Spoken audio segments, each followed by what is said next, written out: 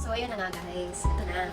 Ayan. Tapos ko nang maligo and I decided na mag-video. Na I wanna share my TTC journey with you guys. TTC journey is trying to conceive. So, been doing it for 3 months na po. Yeah, 3 months. Pero, nag-start kasi akong magpaalaga sa OB ko December of 2024. Pero, hindi pa niya ako ganun binigyan ng mga medication for TTC. Like, ano lang, nire-ready na lang muna yung katawan ko. Like, binigyan niya ako ng mga supplements, vitamins, nagtitake ko since na gusto ko ng, And, gusto ko lang i-share sa inyo yung journey ko. Tapos, mag-upload ako ng mga videos ko dito. And, ayun, ayoko pa sana talagang mag-upload. Pero, nanghingi naman ako ng approval sa partner ko na, yun na kung okay lang ba sa kanya na mag-upload ng TTC journey ko namin, dalawa. And, sabi naman niya, okay lang naman daw.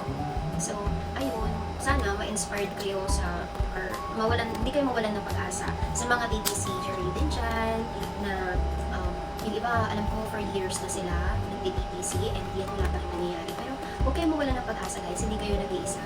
Ito, guys, ang ganda ng gamit ko, diba? So, as a cat lover, so pretty. Ganda-gandahan, kalong-kalong maganda.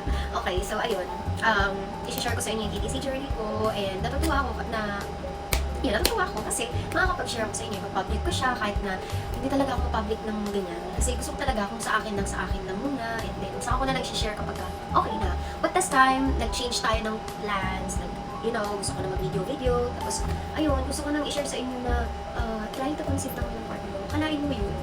Gusto na niya magkaroon ng pamilya sa akin. Ang ganda ko kasi.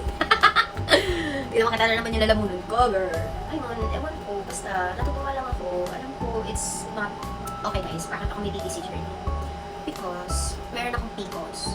PCOS is Polycystic Ovarian Syndrome, which means na hormonal imbalance, diba? Hormonal imbalance, so may times na irregular ako, may times na regular ako. So, it depends. Pero mabuti nga, diba? PCOS. Pero, syempre, kailangan pa rin siyang i-prevent.